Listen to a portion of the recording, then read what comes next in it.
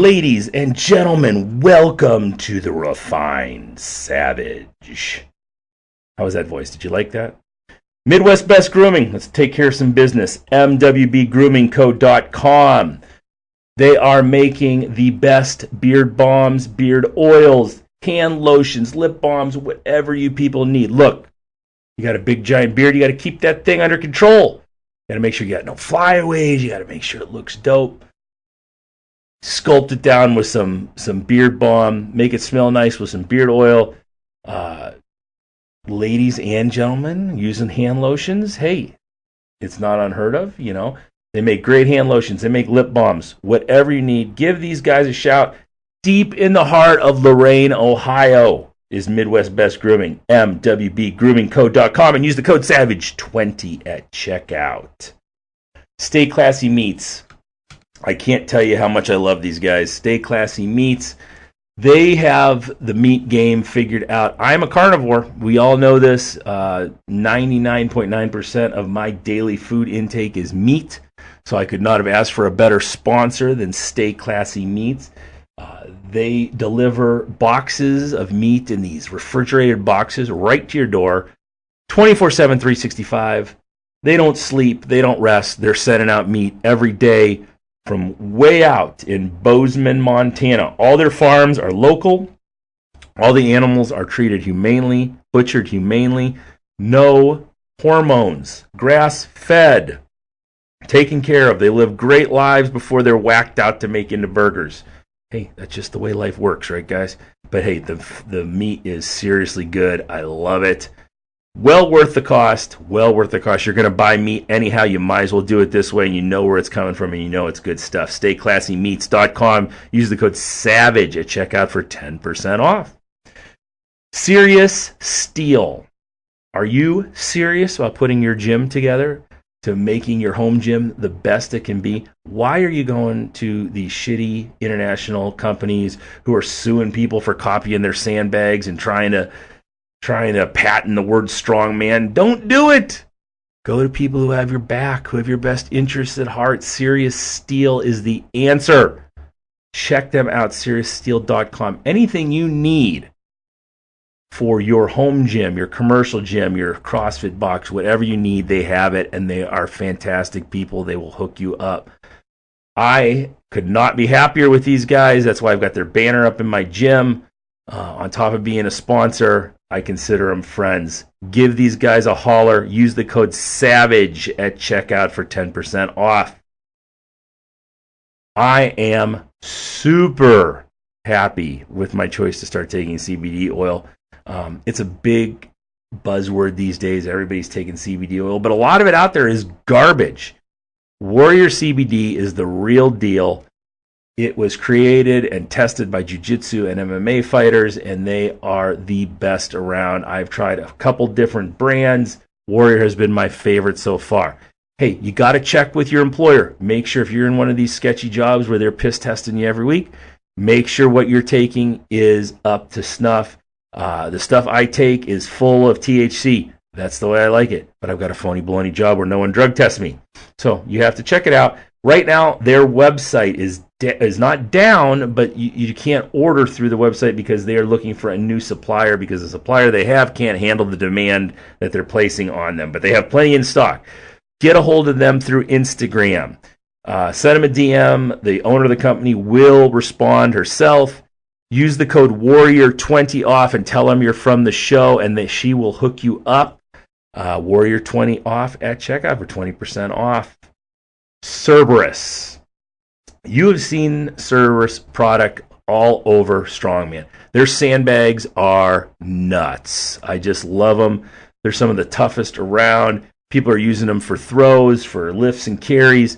They are super, super durable.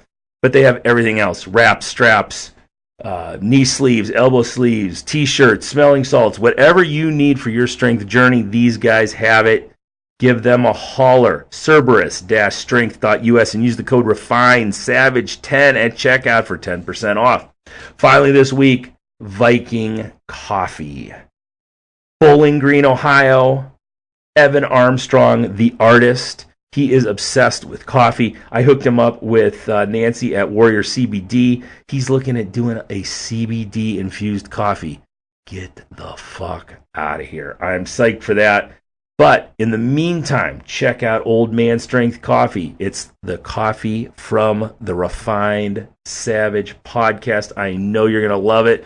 It's going to blow your adrenal glands out, and you're going to be awake for days. Give him a call. Give him a holler. Buy some stuff from him. You're going to buy coffee anyhow. You might as well buy it from Viking Coffee. VikingCoffeeCo.com, and use the code VikingCoffee10 at checkout. Today on the show, we have the amazing Kyle Conel. Let me tell you something. Kyle Conel, silver medalist at this year's NCAA Division I Wrestling Championships in the 197-pound class. He is an absolute motherfucking savage. Take it from me, I had to roll with him in a jiu-jitsu class, and he is a fucking handful.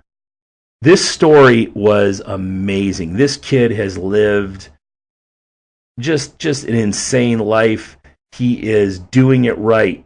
The discipline, the morality, the overcoming of ups and downs, all of it is something you will not want to miss. I promise you, if you miss this one, you're going to be pissed at yourself. You got to check this out. Tell your friends about it, because this is a story worth sharing. I promise you. Check it out. Have fun. Sit back, drink some Viking coffee, eat some Stay Classy meats, and we'll see you at the end. Kyle Conel, welcome to the show. Thank you. You were just telling me you just started jiu-jitsu. What's going on with that? Where are you training? What are you doing? What's going on?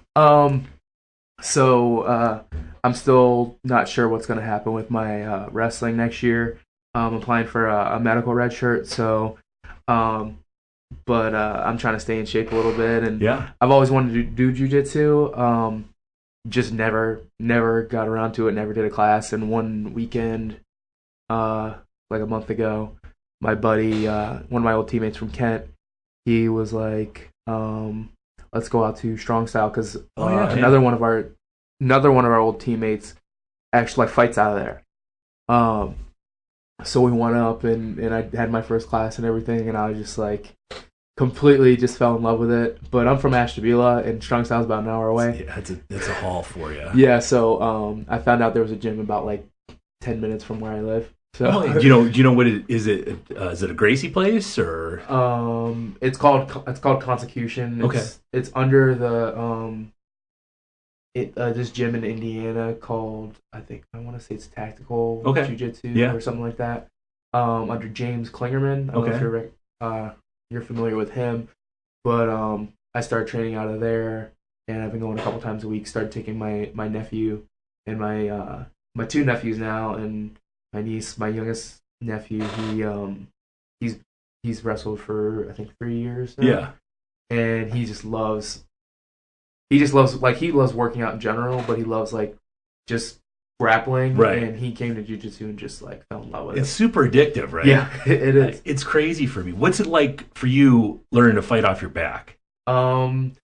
It's weird. Right. Like, because just natural, like, I mean, I've wrestled since almost, or a little bit over 10 years now. Yeah. Because I started when I was 12. Yeah, so a little bit over 10 years. So, like, just the muscle memory from wrestling is, as soon as you go down to the ground, if you're getting taken down, you face your back to them, like you block them off. But in jiu-jitsu, you don't want to give them your back, just because you're gonna get choked out pretty easily. So fighting off my back, it's not like while I'm on my back, and after a few classes, it's not terrible, but I still don't really know what to do right now. I'm kind of just like a fish out of water. I'm a little bit more experienced than a lot of people in the gym just because of wrestling. I've wrestled for over 10 years, while some of those people are just doing jiu-jitsu and they've been doing it for like a year maybe, so when I go up against somebody like that, like, I just generally have an advantage because of the wrestling, because a lot of the wrestling does translate over, especially takedowns, pass and guard. You're gonna do that so easy. Yeah, exactly. So it's just like I like I know a little bit and I have like a good base. Yeah. So I feel like I have a lot of potential in it. So it's just like super exciting because I know that I don't know a lot. Yeah. You know, and Right. I know like last night I was at class and I went with the guy who runs the gym, Jacob Props, and he just like he's a I think he's a pretty high purple belt if I'm not mistaken. I think he's like almost to what is it, brown belt? Brown belt, right? I think he's almost a brown belt, and like going with him like on my feet, it's like I have the advantage. But as soon as we get to the, like down to the ground, like I'm basically I'm just trying to hold on till he submits me. Right. You know, it's just me trying to basically get used to the position because he just pulls me right into his guard. Right. And then just.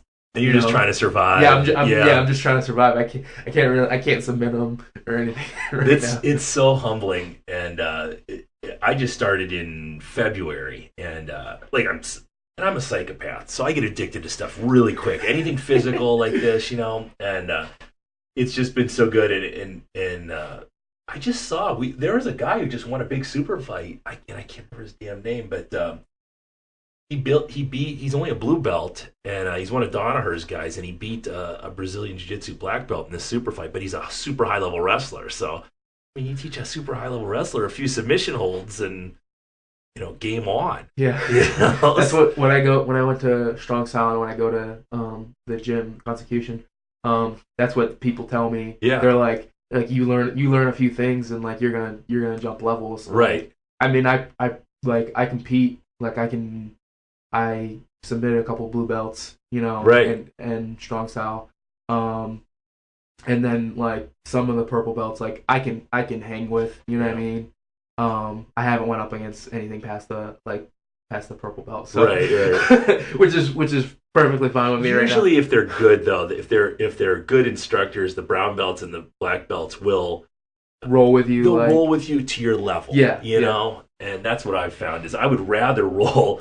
Well, I mean, it's more fun because you in your mind think you have a prayer against the purple belts and the blue belts, right. But the brown belts, it's you're learning a lot because they're just rolling to your level, and it's a lot of fun rolling with those guys. Tell me about how this all started. Like, how did you get into wrestling? You know, where did it all come from? Okay, so the first time I even realized wrestling was a thing was when I want to say I was like in second grade. One of my buddies, he wrestled for the wrestling club, like the little kids wrestling club in the area called Little Lizards, and I was kind of interested in it. I was a very competitive kid, like just because like I was the youngest of 5, and me and my brother. That's tough, right? Yeah. And so just like me and my brother were real close. My closest brother, he's a year older than me, and we're just super competitive. It was like video games, like sports, like anything we would do to compete against each other. It was just like we'd always go at each other. Yeah. So like the idea of like wrestling, and like I thought it was more like WWE. You know? Oh yeah. I mean that's how every kid thinks it is before. Yeah, my son thought that for sure when we put him in there. Yeah. So we both wanted to do it. So we showed up to a practice, and it was just like we were like this is not for us. Right. So we literally that day we walked out, and I didn't wrestle start wrestling until I was in 7th grade, and that was because my brother he was 1 grade above me, and so when he was in 7th grade and I was in 6th grade, he wrestled because his buddies wrestled, and they were like he was pretty good. Like he didn't lose a match that year, and I went and I would watch his matches, and I would watch everyone else's matches. I'm like, oh, I can beat that kid. I would whoop that kid, even though I have no idea how to wrestle. So I decided to wrestle the next year in 7th grade, and I didn't start, and I ended up I wrestled basically all exhibition matches till the last turn of the year, and I lost every single match. Yeah, I got pinned almost every. I think all those matches but one I got pinned, and and it was just like I hate this. Yeah. I don't want to do this. Yeah. Like, and no offense to the coach I had, then he never wrestled. At that point, he never wrestled in his life or anything like that, you know.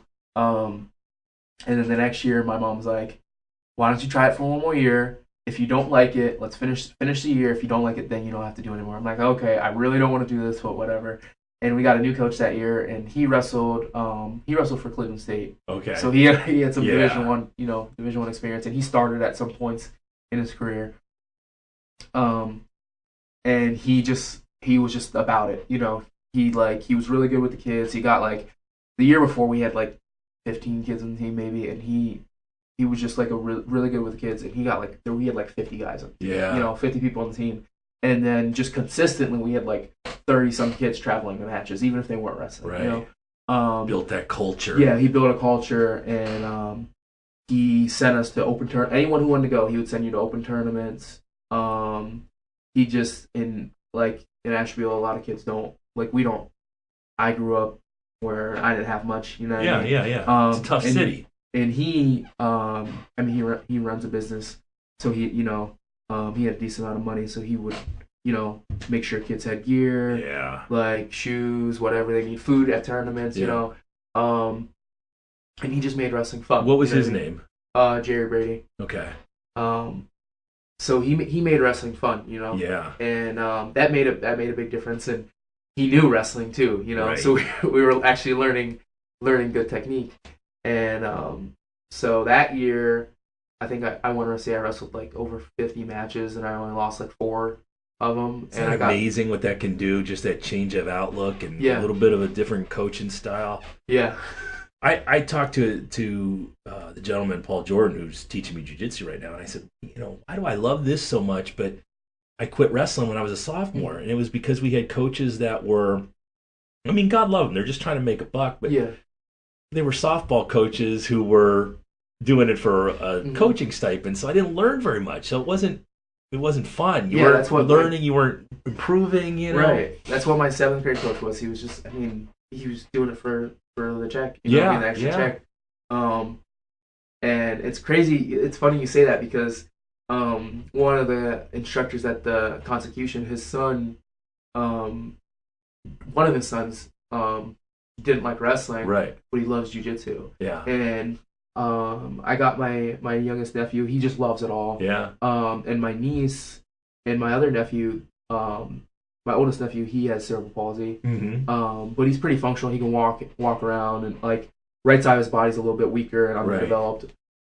He can walk, he can talk, but he's a little bit behind. Yeah.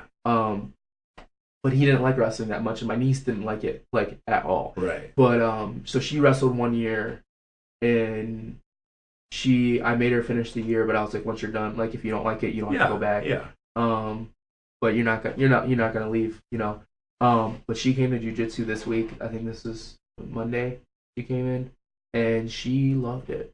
And my other nephew loved it. And one thing is, he has real problem paying attention and following directions. But I was really surprised. He goes in there, and he they don't treat him any different. They know.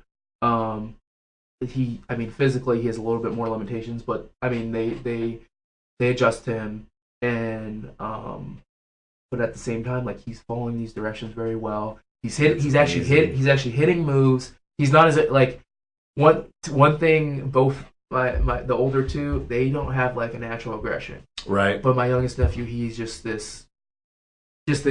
natural aggression. You just cannot teach a kid. You know what I mean? Oh yeah, no. And the 100%. coach or the Jacob, he just loves it. He's just you. I don't know. I didn't teach him that. You know what I mean? When he wrestled, he said, I can look in the kid's eyes and tell when they don't want to wrestle. And he's 8 years old now. He was saying that when he was 6. Yeah. You know what I mean? Yeah. And the thing is, I always want to make sure, because I'm about, if you love it, do it. Mm-hmm. If you hate it, don't do it. You know what I mean? There's so much out there. Life's too short to sit there and do something you hate. Yeah. I understand discipline. I understand sticking with something, but at the same time, is it worth it at some point? You know what I mean? I stuck through it at points where I didn't want to, and at the same time, I walked away from things where I knew it was time. Yeah. When okay, so you go through high school, state champion, right? Yeah.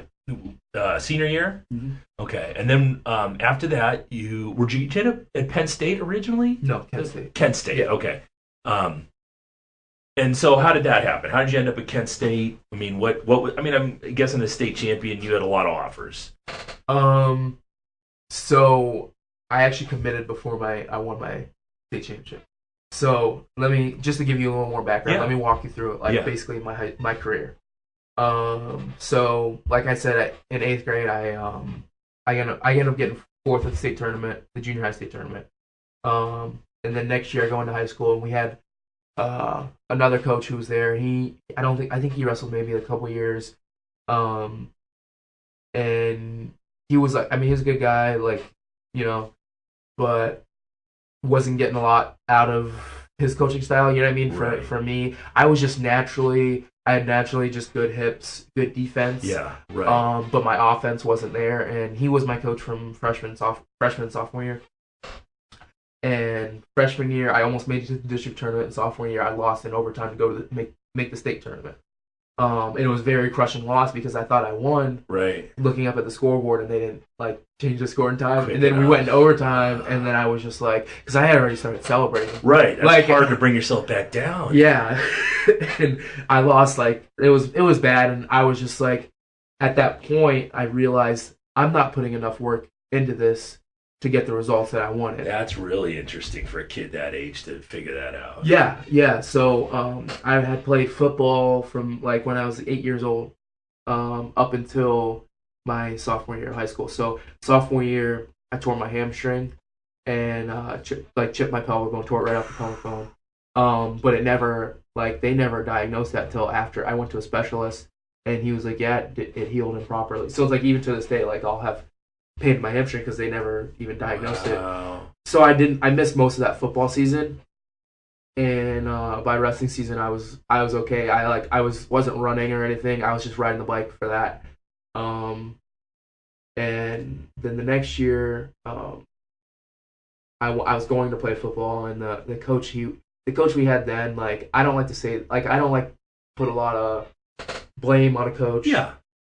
But he was not a very good person. Right. A lot of he basically our program wasn't very good. We were, to give you perspective, we were 0-10 my freshman year without him, and then he comes in and somehow he knocked the program down even worse. That's hard to do. And it was very bad for the morale of the kids. What year was this? This was I started high school in 2010.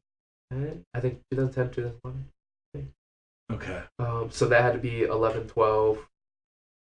I almost became your strength coach. Really? We were in the me and Coach Grabowski, who was at Amherst Steel. Mm-hmm. He'd gotten the offer to go be the football coach out there at that time, and he turned it down because it was so far for him to drive. He was living in Avon Lake. But he got a hold of me and said, hey, if I do this, will you come out and be the strength coach? And I'm like, Jesus Christ, that's a long-ass drive. Yeah, just be glad you didn't take that, because it's just I love my school and everything. I have a lot of pride for where I come from and everything. But in terms of coaches and administration, it's not been always on the up and up. You know what I mean? Right. There's been some very partial people on the school board that finally are gone. It's good that you were in an individual sport, though. That's the thing. That's what I loved about wrestling. It was an individual sport. The coach at that time, he was very he held grudges, with people, and he just wasn't a very objective, level-headed person. Right.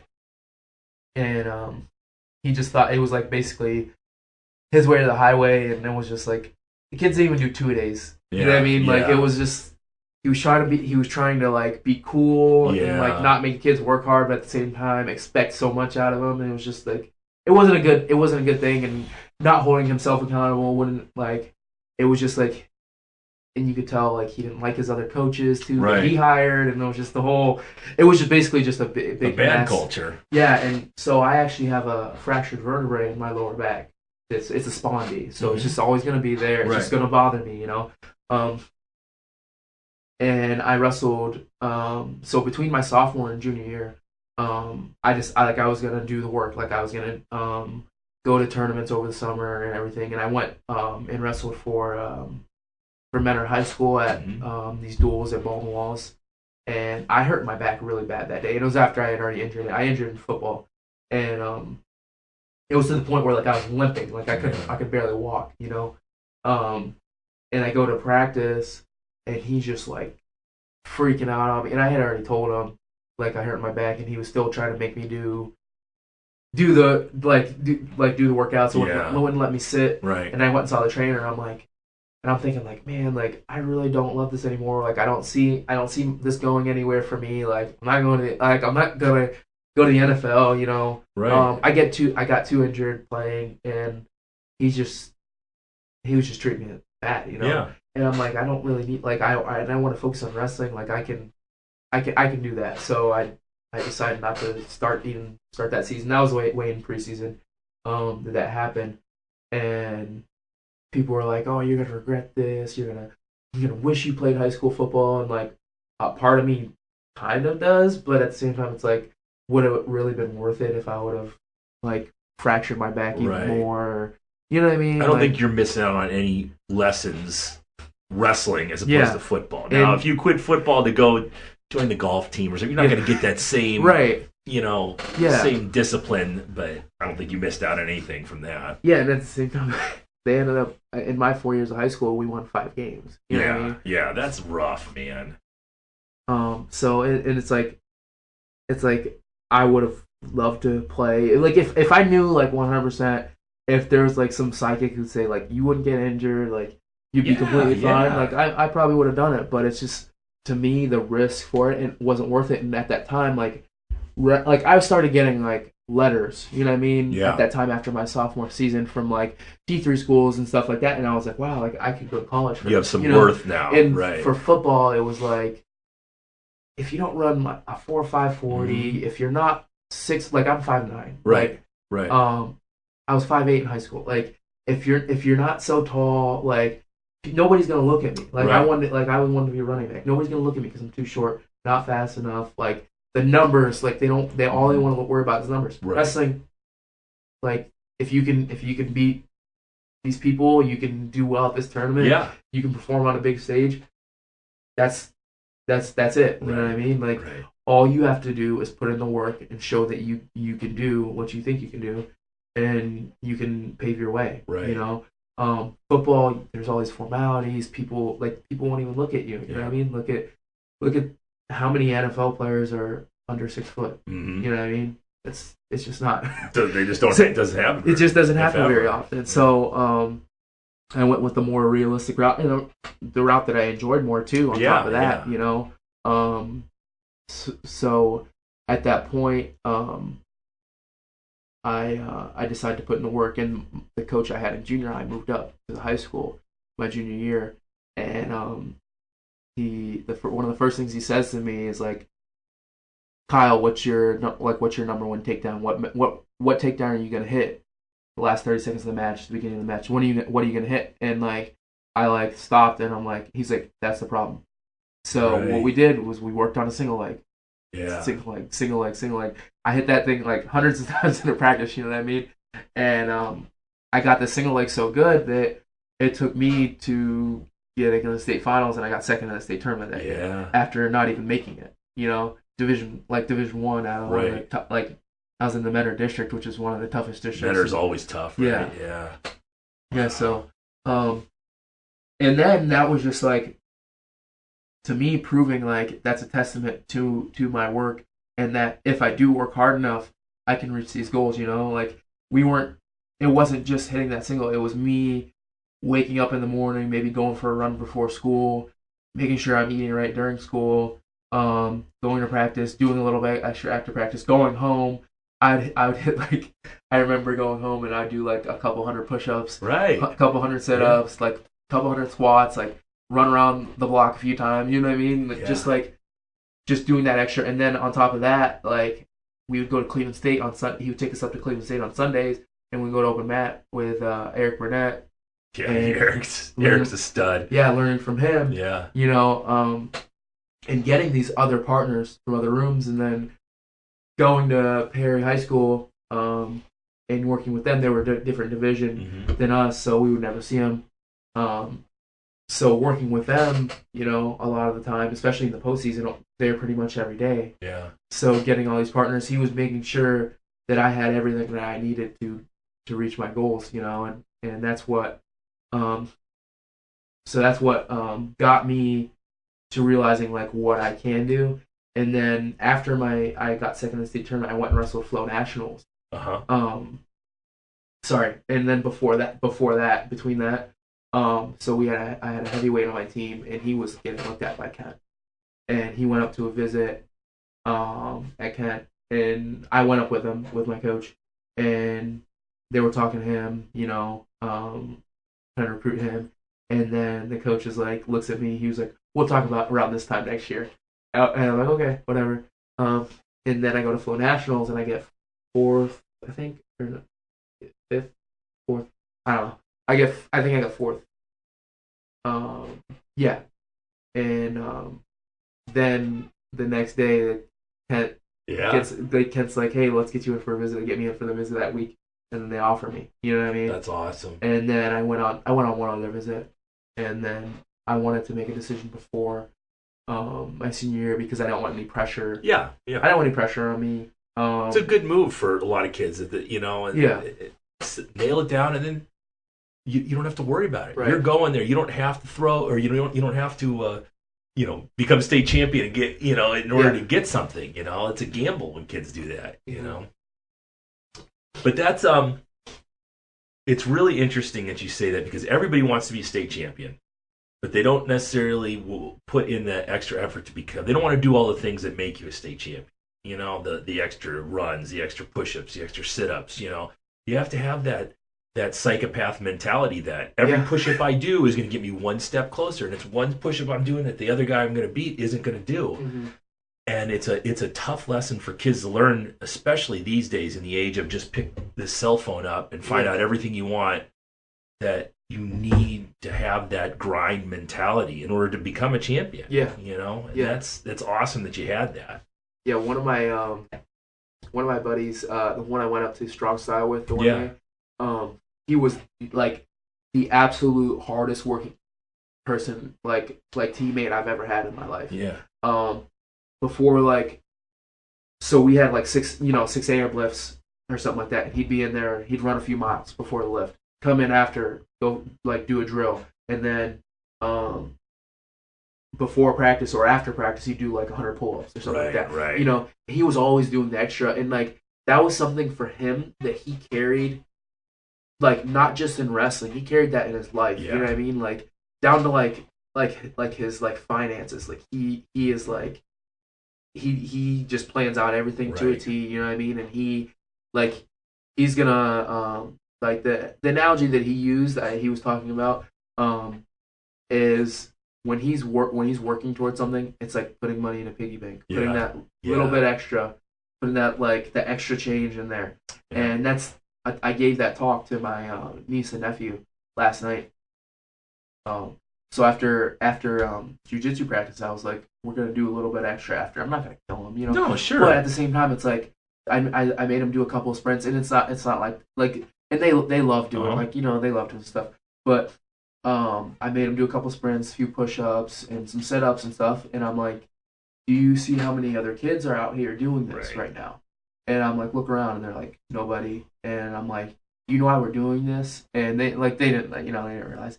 And I'm like, think about this. If every day we're spending money and we take our change, our extra money, and we buy a candy bar, we buy this, we buy that, we buy these little things, and we have nothing to show for that little bit of extra. And think about every second of the day. You've heard this analogy. Think about every second of the day as money. You know what I mean? Like as like a penny or something like that. Instead of wasting it on these little things, we can put that little bit extra in the piggy bank and just keep doing it. And after a while, what do we have? And they're like, oh, we have a lot of money. And I'm like, exactly. Well, you're putting this money in the piggy bank. One day you're going to be able to crack that piggy bank open and reap, you know, the bounty.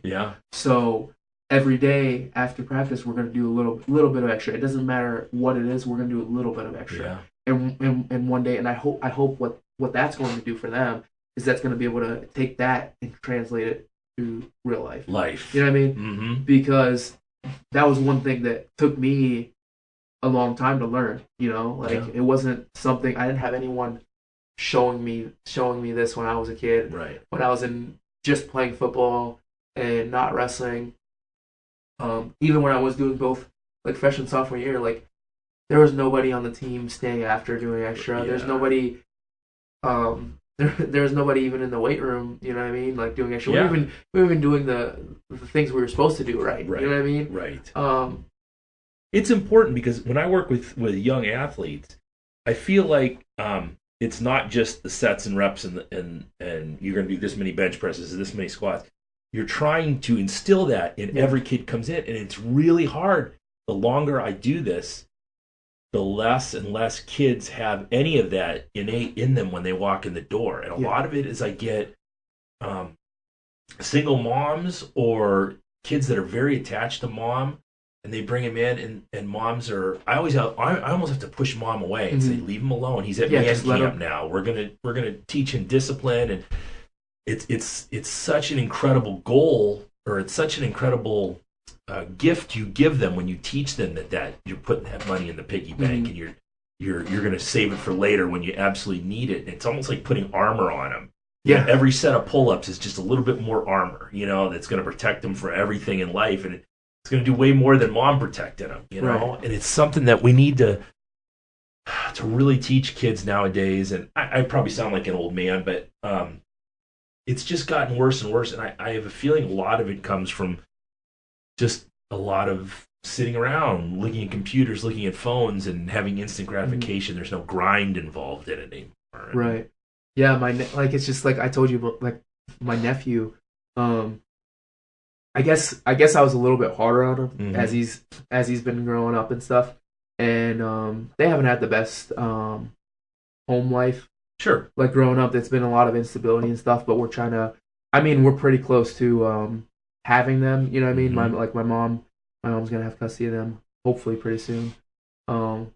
Are these the kids that are on your Instagram? Yeah. Okay, I was looking at them earlier today. I was like, I didn't know if they were your children or basically my children. Yeah. I've been like, they're most of their like, so they all have different fathers, but most of them they're not in their lives. As much as they could be or should be, and my youngest nephew's dad is his father's just not right.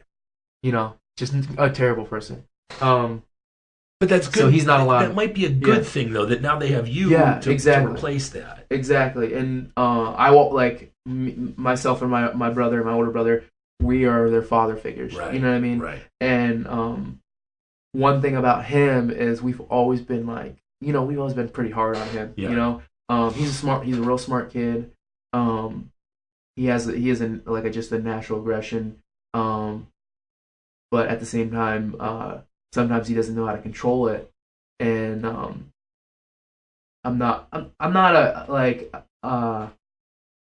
a huge fan of like normal punishment of like spanking a kid.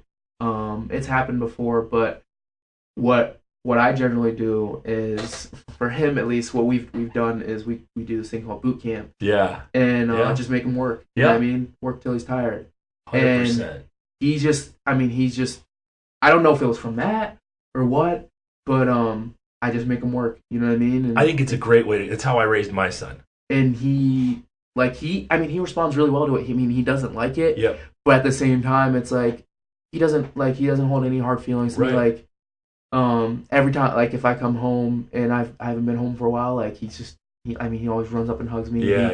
He always wants to be with me, It's a positive way to teach him lessons. Yeah, exactly. And at the same time, it's like when he goes into a wrestling room and he goes in jiu-jitsu room, like he knows it's time to work, and he knows how to work hard, and like he just started jiu-jitsu. I think this is his second week now, or third week now.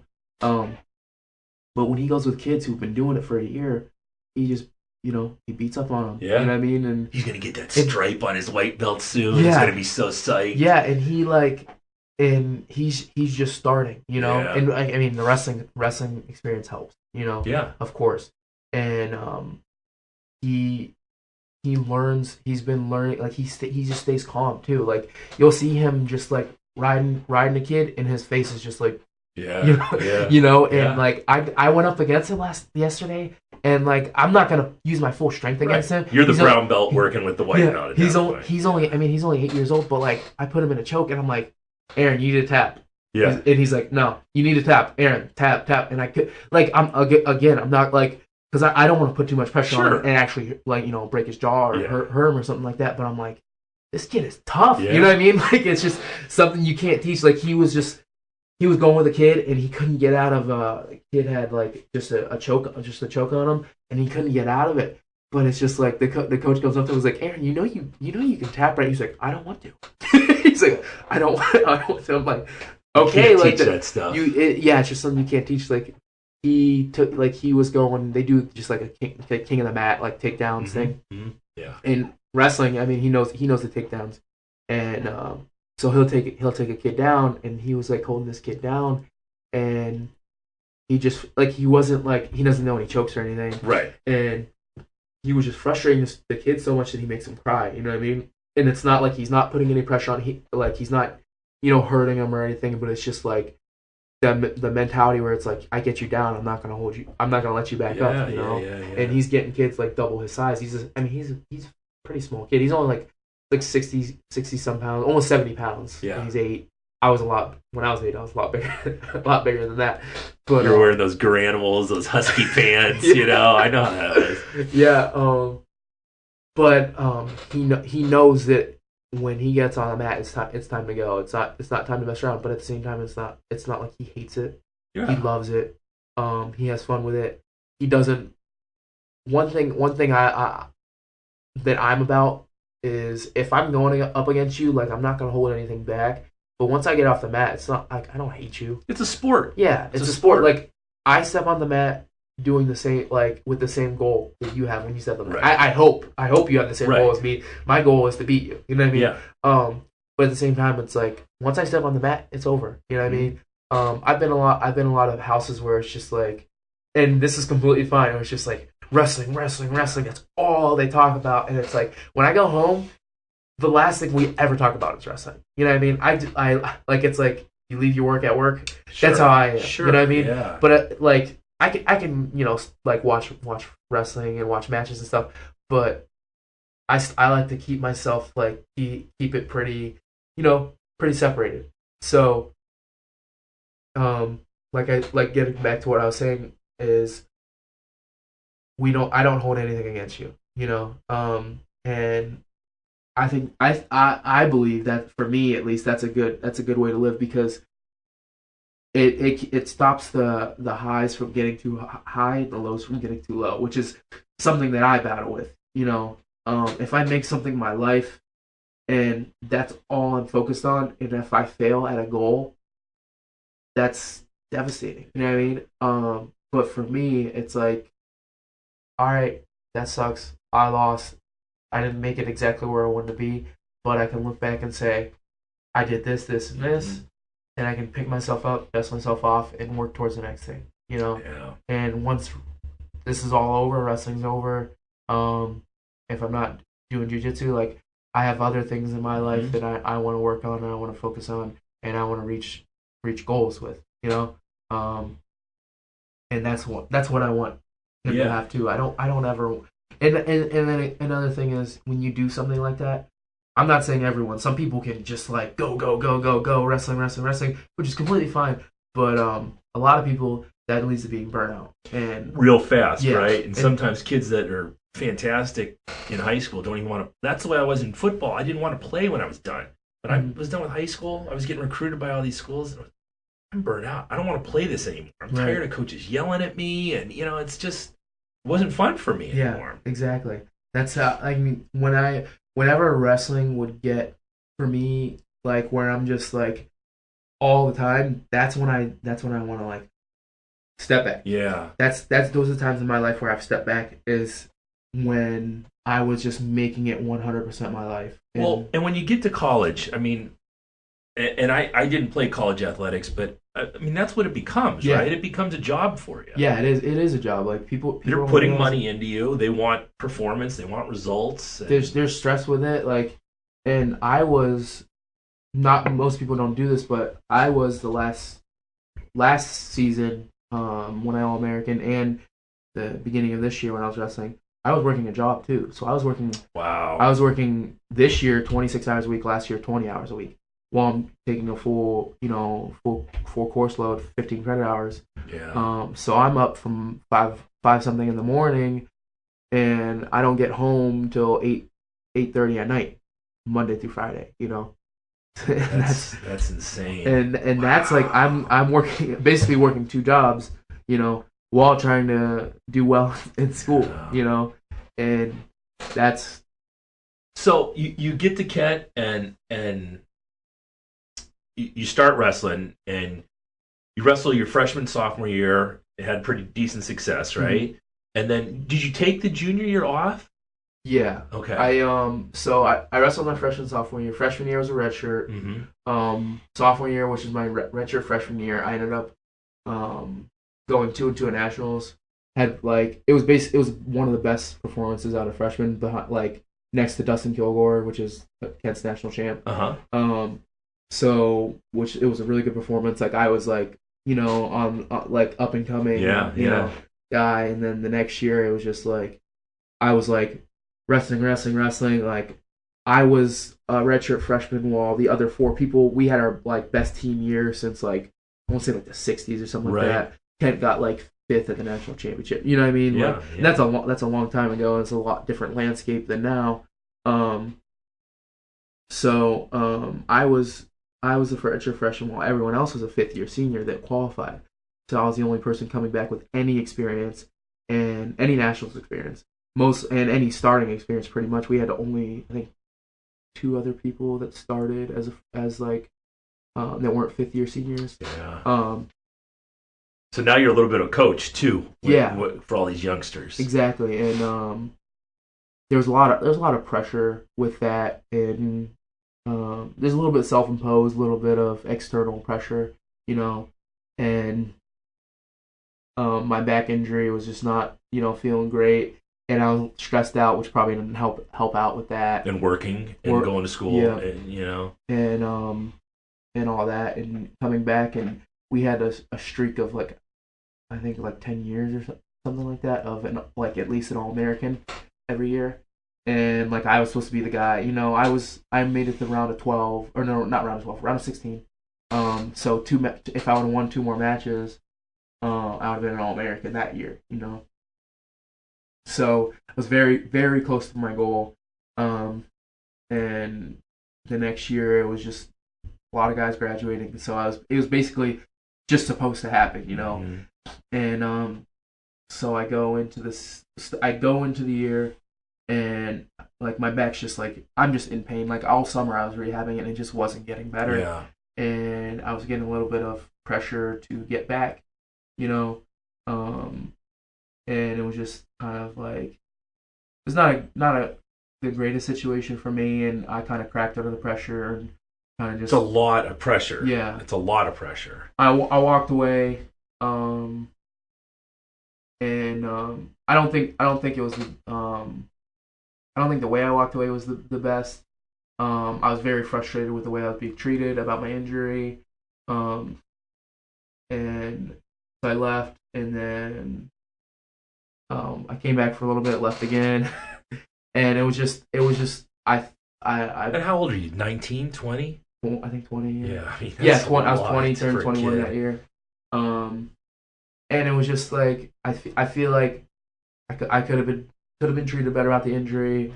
It was almost like I was being treated like I wasn't really injured, but I'm the type of person, if I'm injured and coach says, "Hey, can you go today?" I'm like, I guess so. I'll go. That's super dangerous too, because guys, and I'm the same way. Right now, I've got a torn hamstring, mm-hmm. and I walk into jiu-jitsu every day, and the coach is good enough to how's your hamstring? Okay, right. It hurts today. You're going to do this. but you feel like you're letting everybody down. Exactly. Like, oh, Yeah. am I being a pussy? Yeah, exactly. Can I really go? That's exactly You know? how I felt. Yeah. It's super frustrating and it's super stressful. And during preseason when everyone's running like 6 miles, Yeah. and I'm just on a treadmill walking. Yeah. Because that's all I can do. You feel like everybody's eyes are on you. Yeah, exactly. I know exactly how that feels. And so I left, and then I was like, I'm done with this sport. Like, I don't ever want to be around it. And I think that was the first year my nephew was wrestling, and like I couldn't even go to the matches. You know, like that's how bad I couldn't watch wrestling. I don't want to be around it. Nothing. I couldn't watch my teammates. I still wanted to support them. You know, but I couldn't do it. And leads to a little bit of depression. Yeah. I got if I could jump back. Yeah, go ahead. So that year that I did, so that I got really close to being an All-American as a freshman, redshirt freshman. That year, like it got like it was wrestling, like I said, and school fell off, my social life fell off, everything else fell off. I went through like a bad breakup in like the beginning of that school year, and I was still seeing like it was just a lot of stuff going on with everything, that still. Yeah. And I just like let everything go. Like I was just not focusing on anything. And mind you, like I was like top 20 in my class in high school. I never got anything lower than a B. And then I failed 2 classes that spring semester. Wow. The highest thing I got was probably like a B minus, if that, and it was in like probably a class I should have gotten A in. Sure. I like after like under all that pressure, I cracked, and I ended up trying to take my own life. Got very, very dark place in my life. I always had, like, I found out I had depression. I pretty much already knew. Yeah. Because I was dealing with stress like that when I was a little kid.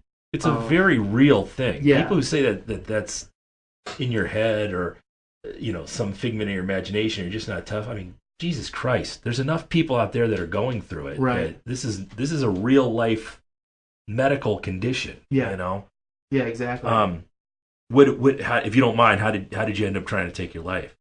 Just swallowed a bottle of pills. Yeah. And I just basically knocked me out for like 12 hours. Somebody find you or? No, I just got up. Get the and I was fuck like, up! You wake up and it didn't work. Holy shit! So I broke my nose, and I had like these pills from Mhm. surgery, and I just like swallowed the bottle, and I was like, they really just I could not move. Like I just was so tired from it, and I got up the next morning. I was like, all right, I gotta go to lifting. So I went to lifting. Wow. And after that, like, I was like, you know what, I'm just gonna act like this didn't happen. So I went and I like looked at one of my grades or something like that. And I'm like, man, I can't do it. This sucks. Like I need to talk to somebody. So I went and talked to one of the like the athletic academic advisors. So she just works with athletes, and I've known her since like she was like working with me like when I was taking summer classes before my freshman. So she was someone you kind of trusted a little bit. So I talked to her, and she sent me over to the medical center, and they sent me to a hospital, and then the hospital sent me over to like a mental institution, and I was there for about a week, and it was like a break, it was like a break, and I was like, wow, like this is really nice, like I don't have to worry about anything. I got out, and then like real life just just smacks you right back in the face. It's like everything keeps moving, and I had this guy, he was real supportive of me, even before like I won, like even made it to the state tournament. Yeah. Nothing in it for him. He was just a really good guy. Yep. So like I think it was after my freshman year, he comes up to me after one of my home matches and gives me this manila envelope, and it's all the newspaper clipping of wow. anytime my name was mentioned in the paper, he gave it to me. I still have it, and I still have the other one. He gave me another one the next year. He'd do it, and he turns out he was like the was it Scoutmaster, or is that what it's called for like Boy Scouts or whatever? Scoutmaster. Oh yeah. So he was my high school coach's, the one that like helped me win the state championship. He was his Scoutmaster when he was a kid. Wow. And he was just a really great guy, and he got my number, and he would just text me like hey, like nice job this match today. Like when I was in college, he would like I got him like I gave him comp tickets to come watch me wrestle, and he just it just made his day, you know. And he was just always supportive of me, always, you know, just a fan that I could always, you know, count on. Sure, and like right. after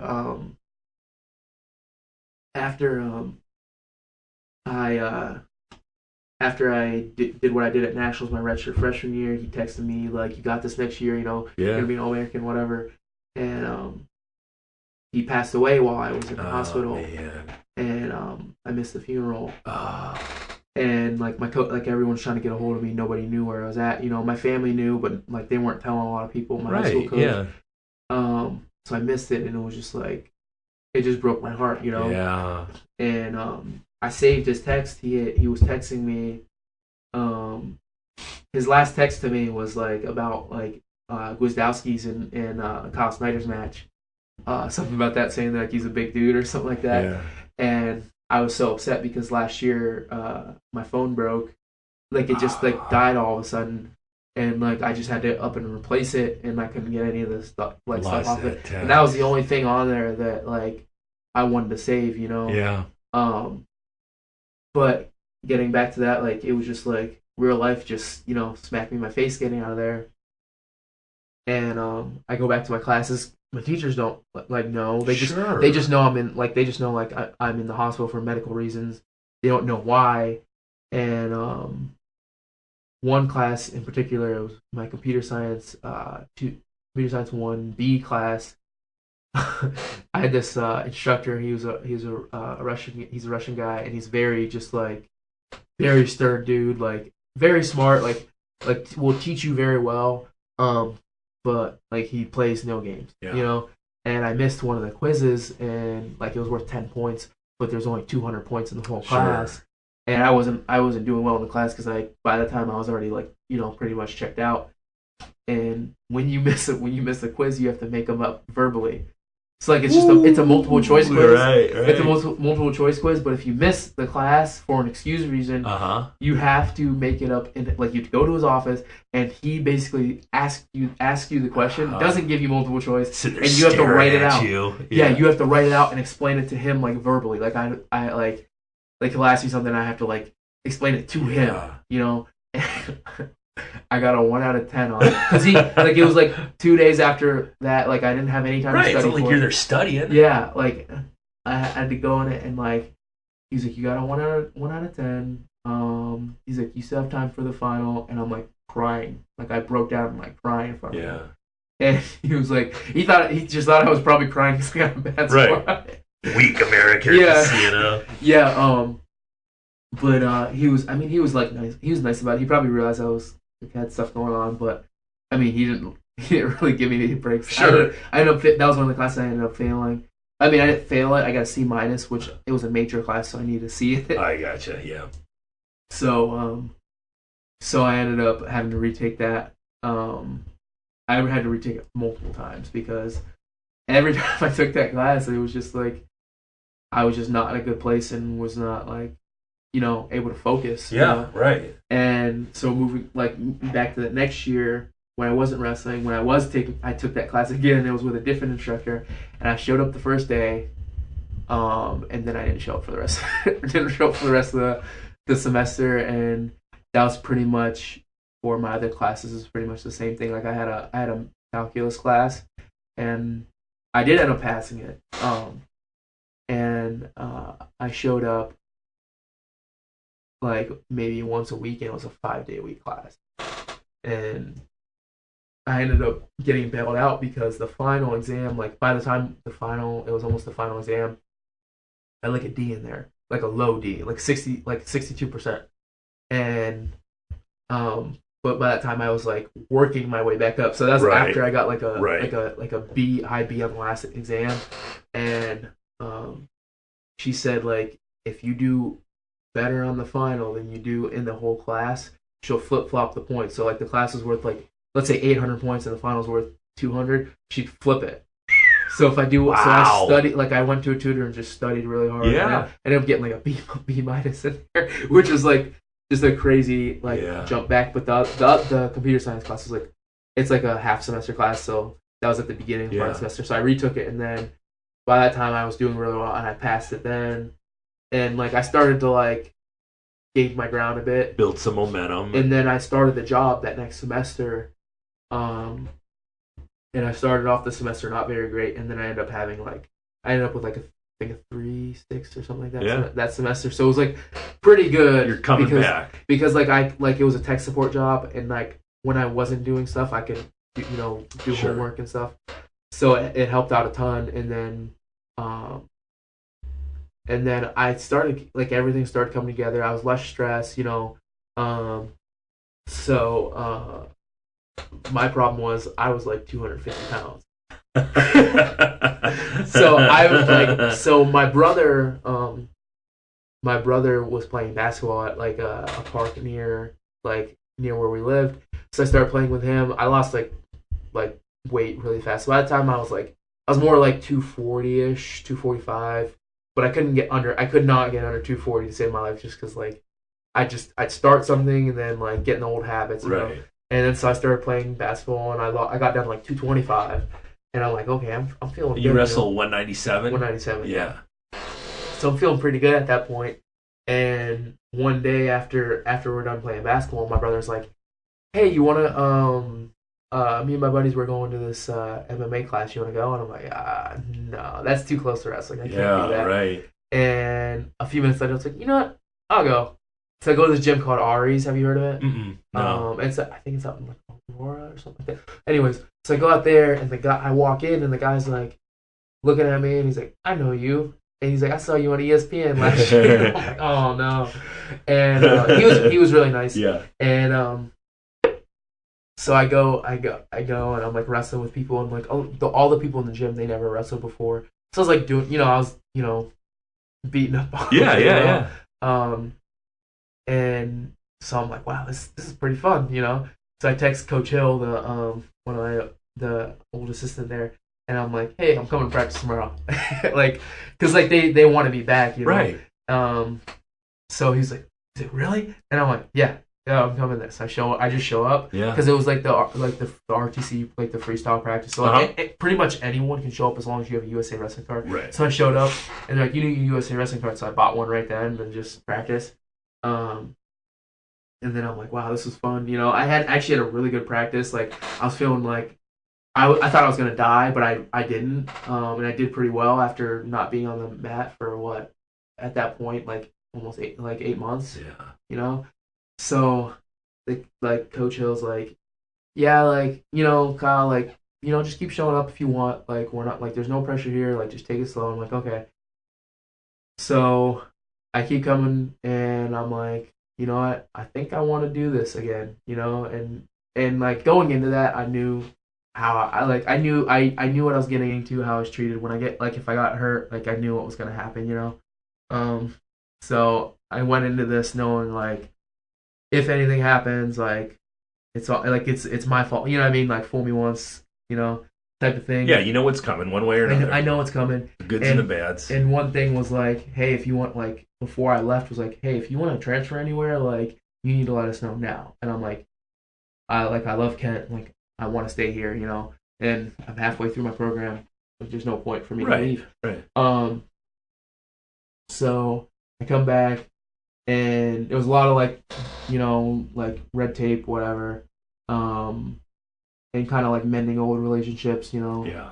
And I start the season, and they're kind of like standoffish with me. They're like, "Oh, you got to earn the spot." But and they don't know if they should put any. I mean, I get people in here all the time who come back, and they come back after a year, and it's like you sit there and look at them, and go, "Do I want to reinvest in this person? Yeah. Are they just going to leave again?" Yeah, exactly. And so I'm doing well. I show up and go through preseason, and then I win the first tournament. It's like Clarion Open. I win that. Mm-hmm. So it's like, and I beat a couple of guys who were ranked in the top 20 in the country. So it was like a good. Yeah. It was like, okay, I guess I haven't lost too much, you know. Yeah. And then like go through the season, like I have some ups and downs. I beat some like pretty good kids, and then I lose to some guys I couldn't lose to, you know. And so it's like I don't have the best season, and it was very frustrating at times because like I was like I didn't like I wasn't where I shouldn't have been, or I wasn't where I thought I should be. Right. And but one thing I didn't regret was taking that year off the year before, because it gave me perspective, and it made me every day where like I was frustrated because like I couldn't hit a move, I couldn't hit like a single leg the way I wanted to, couldn't get a takedown on a guy like I used to be able to do it to. I would like there'd be times where like I'm just so frustrated I just break down and cry, and then I'd be like, this is awesome. Like I get to do this. Like I get to show up. There here. you go. Like right. Seriously, like I'd be frustrated as ever, and I'd be like, I get to do this. Like there are so many people in this world who don't get to do this or who want to do this, and I get to come here every day and do it. 100%. 100%. And so that's what I carried with me, you know. And my teammates were very supportive. They're like, some of them were just like, Kyle, I'm just glad you're back. Like I love being here, you know, with you. Right. And so I go to conference tournament, and I lose the first match, and it's against a kid I should have beat. I lost earlier in the year too, and I should have beat. He was very good. And then I end up coming back and getting like true second. Mm-hmm. So are you familiar with true second? No. So the way NCAA does it is they give out bids to the conferences to make it to the national tournament. So like if you place, so like let's say they give 3 bids out for 197 pounds in the MAC conference.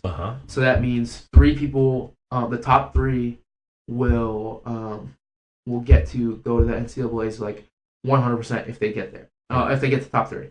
And then they do like, I want to say like 3 or 4 at-large bids. So then they'll pick like throughout the country, like maybe a kid who brought a bid. So like I didn't bring a bid. Like I was 1 spot out. So I was like, at the end of the season, I was ranked 29th. If I would have been 28th, the MAC would have brought a bid for me. Right. So let's say I did bring a bid, and then I didn't end up placing top 3. Let's say I got 4th, I would probably get an at-large bid. Yeah, that's a lot like track and field. You know, you hit the standard, but you maybe placed 5th or something, but you already have the mark. Yeah. Yeah. So we only had 2 bids though, and we would have had 3 if I brought one. And that was because of my bad losses a year, because I beat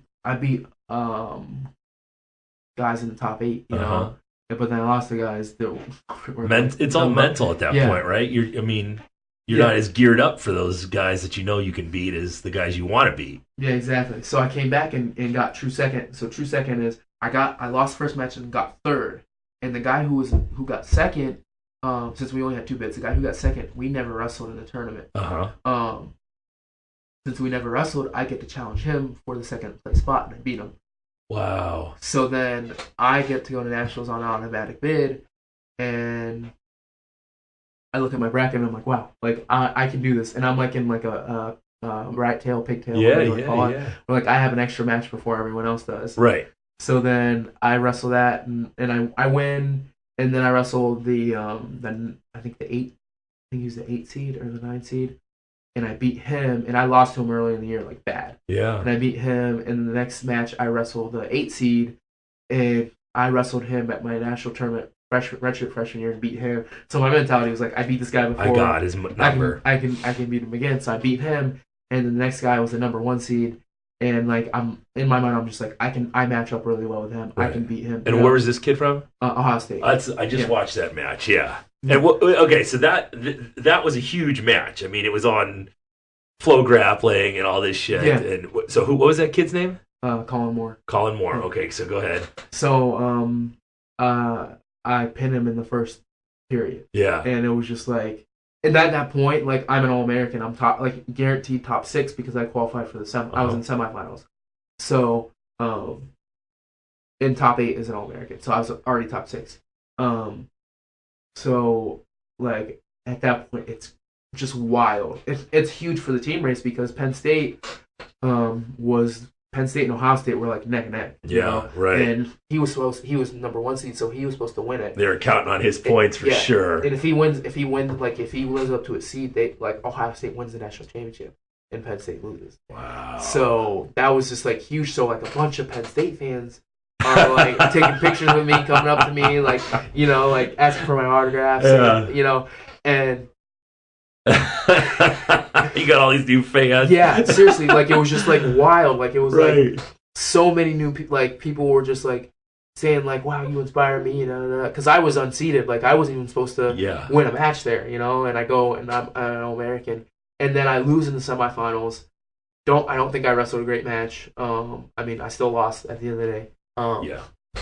And then I come back and I win my next match, which I go for third and fourth, and I got to wrestle the Ohio State kid again, and I end up beating him again by 2 points. Right. It was a closer match, but because a lot of people were like, "Oh, it's a fluke, it's a fluke." Yeah. He pinned him, he caught him, and then I beat him by points, and then people were like, "Wow, you pinned him, and then you beat him by points, so you proved it wasn't a fluke," you know. Wow.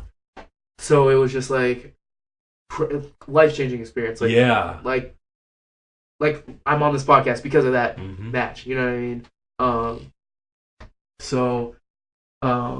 At that point, it's just like, you know, it's like all, you know, happy-go-lucky celebration. You've reached that pinnacle. Yeah, it doesn't get much better than that. And I get to go on all these camps, get to travel the country and stuff like that. And then the next year, this year, I'm the guy. I'm supposed to win a national championship. You know, Bo Nickel moves up to 197, and then it's just like people are harassing me online, like, Bo's gonna whoop your ass. Da, da, da, da. And I'm like, okay, like. Tell me you're not responding to that stuff. You can't respond. I read it all, but like most of it I don't respond to. Don't even read it. Get out of there. I know that was my problem. I had to and it's like I got like some negativity from like the year before, but it was like it's like whatever, you know. But people were like singling me out, messaging me, you know, stuff like that. Bo's gonna whoop that ass, you know. Yeah. And it's like, okay, like that's your opinion. It never happened. Whatever. And then going into that season, we get a new assistant coach. My personal favorite coach. He goes to Edinburgh. He gets the head coaching job. You know? Yeah. And for those people who don't know, Edinburgh's badass. They're always badass. Yeah, and I'm happy. You know, I'm happy for him. He wrestled for Edinburgh. It was just a dream job. You know. He gets to he would commute every day from PA to Kent. Yeah. So he was driving an hour and a half there and back every single day. Yeah. And he'd be in for 5 a.m., 6 a.m. workouts. What was his name? Matt Hill. Okay. So, and he was the person, like, he developed me from, like, the day I stepped on campus, you know. Yeah. And, like, made me the wrestler I am. And so it was, like, you know, it was heartbreaking for me to see him leave, but at the same time, I'm super happy for him. It's a big step for him and his family. And we get a guy I wrestled before, you know, as the replacement assistant coach. So going into that season, there was a lot of pressure for me to win a national championship. And I got hurt wrestling in practice, and I hurt my shoulder, and immediately I knew. I saw a lot of your videos had the shoulder bandaged up. Yeah, I immediately knew, something was wrong, and like I told you, like if they ask me to go, I'm gonna go. Yep. That's what happened. There was very little communication. I don't want to be. I don't want to stir anything up. Yeah. So I'm gonna keep it. I don't keep just kind of gloss over some things. You're always battling your needs as a human being, as an athlete, as a human, as opposed to the needs of people who have invested in you. Mm-hmm.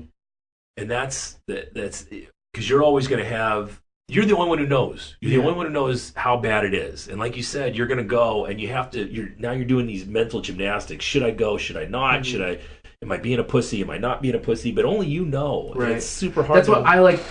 They legitimately got me to believe that, like, maybe I wasn't hurt. Like, they were like, I'm sorry, the thing was, I was very straight up with my communication. They'd be like, "How are you?" Not good. Yeah, yeah. You know, I'm not feeling great. Talk to the trainers. Not feeling great. Got an X-ray. Wouldn't get me an MRI. I went and bought myself an MRI. Yeah. And found out I tore my labrum. Saw the doctor, and he was like, "You need basically you need to have surgery, or you're gonna keep dislocating your shoulder. Yeah. And it's gonna get worse, as you get older." You know, and I'm like, And guys holding and ripping and pulling Yeah. on your arms is not going to help. and that's for me, that's a no-brainer. But it wasn't for it wasn't a no-brainer for everyone. Yeah. And you're dealing with wrestling coaches Yes. who were former wrestling meatheads, and Yeah. they just go, go, go, go, go. Yeah. You know? And so I had to make a decision for myself, and I felt terrible for standing up for myself, Right, right. for advocating for my own health, and for making sure I was good, making sure that I do the right things for myself, and that like when to say enough is enough, Yeah. And I was put in a situation where I was not treated well for making that decision. And at that point, I was like, I was graduating in December. Uh-huh. The way like with all the classes worked out, like I was graduating in December. So, and I was planning to start my MBA in the spring, for Kent, and it was just like everything fell apart, Yeah. And Here we go again. Yeah, everything fell apart. Like I elected to have the surgery, to many people's dismay, and I was like, I gotta move home. I had to move back home. Just get up and move out when I thought I was gonna be there for another year and a half. Like I said, I love Kent. Yeah. I love being there. Yeah. But the whole situation, like, it made me sick to my stomach to even be there. Yeah.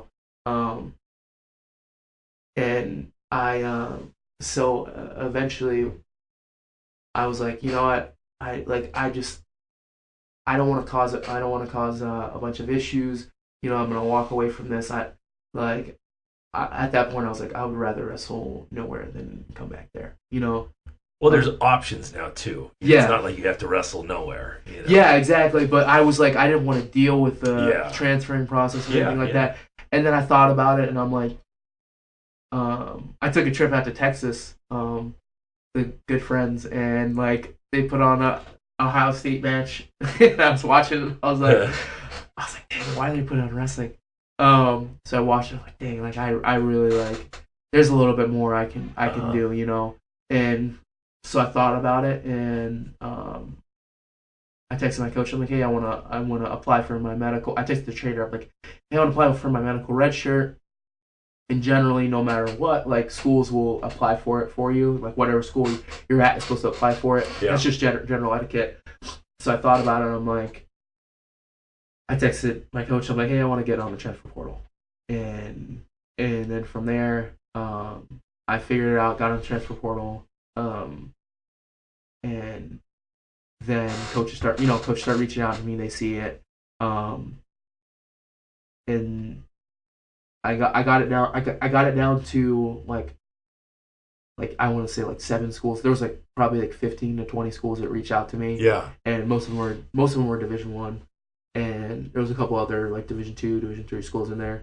And there was nothing like really sticking out to me, but in my mind I'm like, man, like if Penn State reached out, like I would Sure, yeah. I would snatch that opportunity up.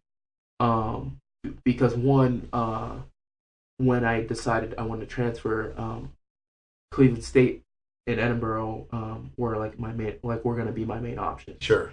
And they just so happen to be going into the MAC conference next year, which is what Kent's in, and coaches are allowed to block that. So they were blocked. Oh, right. And they know I want to be close to home because I have my niece. Like when I say like a father to my niece and nephews, like it's always been like that ever. Like I've been doing this.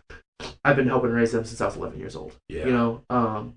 So for me to go, like one school I was looking at was Arizona State. That's That's out of their lives. Yeah. Yeah, that's 100% out of their lives. It's over. It's of straight driving time. It's over 24 hours. Right. Like that's just not feasible. But I thought about it. I was like, you know what? It's only a year. So I looked at these schools, and the closest school that was recruiting me was American University, which is about 5.5 hours in Washington D.C. Which was like, I was like, that's not that. I could do that in a day. Yep. But at the same time, it's like that's still pretty far, you know. Virginia Tech, I was looking at them.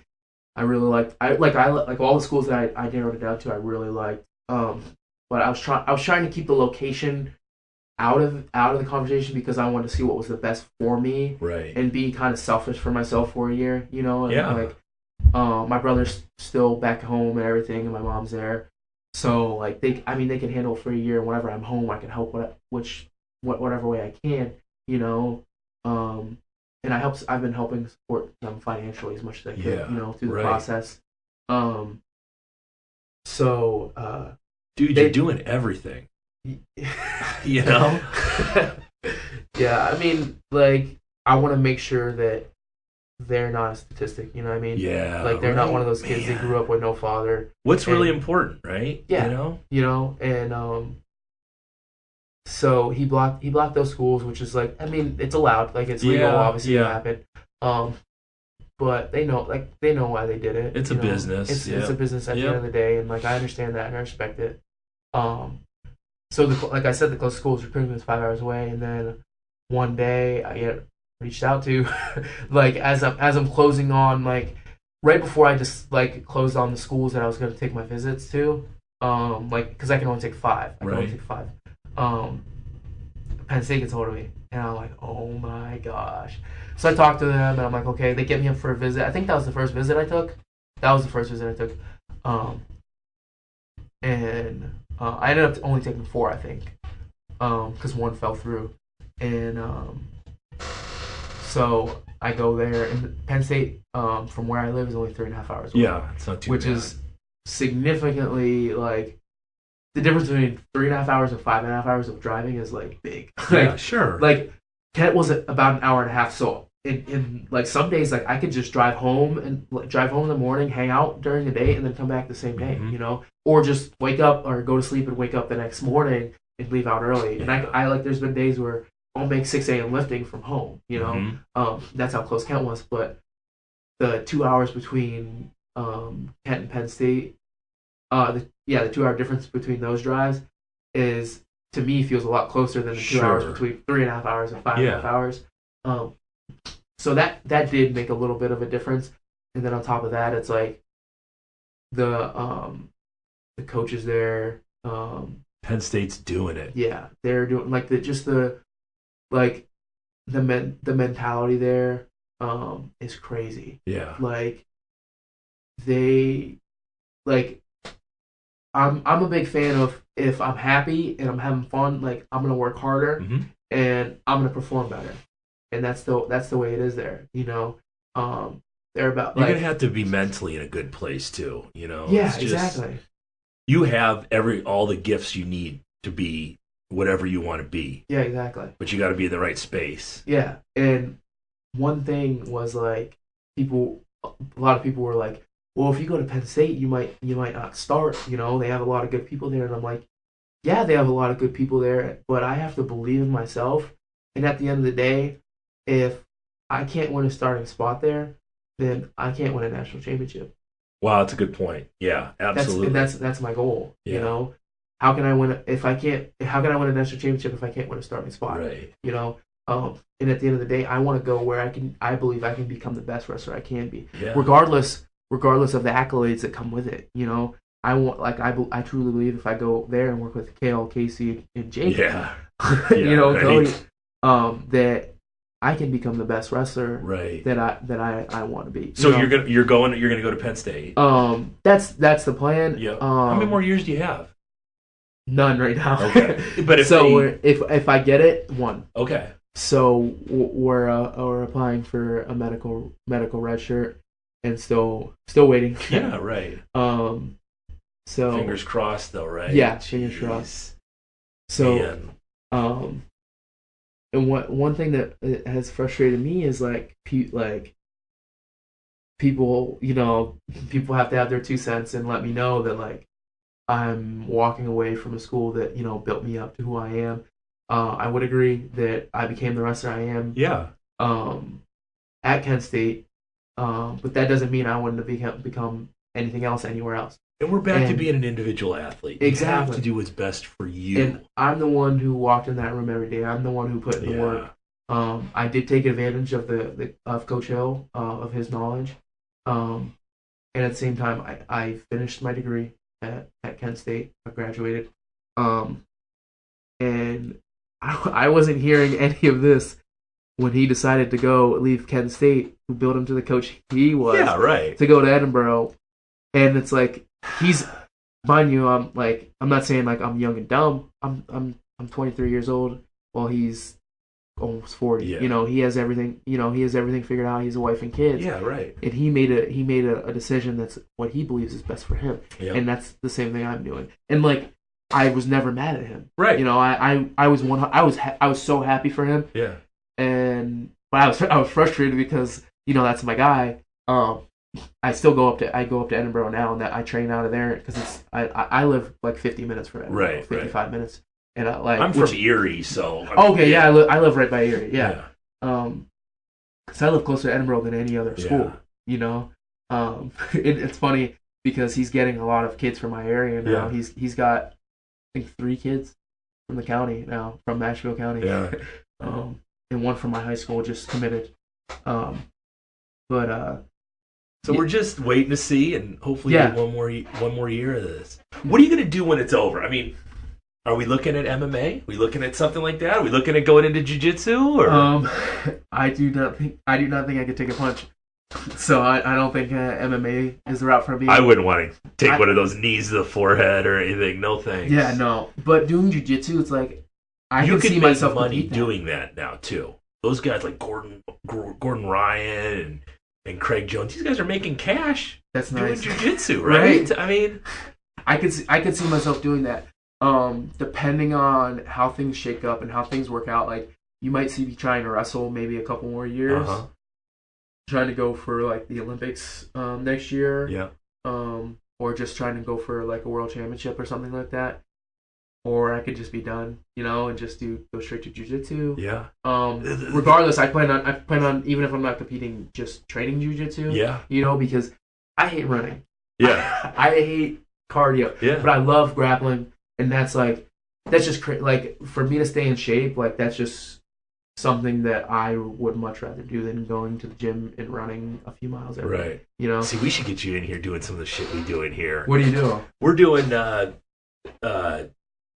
kind of conditioning and strength training mixed together. So we're using a lot of strongman implements. Mm-hmm. We're flipping tires, we're lifting Atlas stones, but you're doing these 20-minute workouts where you're just lifting a heavy stone and you're doing push-ups and pull-ups and all this stuff. It's I think going through jiu-jitsu, it's great for grapplers because you're lifting an Atlas stone that's 70% of what you can possibly do, but you're doing it over and over and over again, and then you're doing all these body weight exercises in between and stuff, and it's awesome. It hardens you, and it's so much. I can't lay on a bench and do bodybuilding anymore. And just, all right, I'm doing 10 sets of 10 or whatever. It drives me nuts. I need something a little bit more fun, entertaining, keep your attention. But man, it sounds like you're making the right moves for you. I think you're gonna be super pleased at how this turns out. If you just keep making the moves for you and your family. Yeah, that's what it's focus on those always two been about. things. Yeah.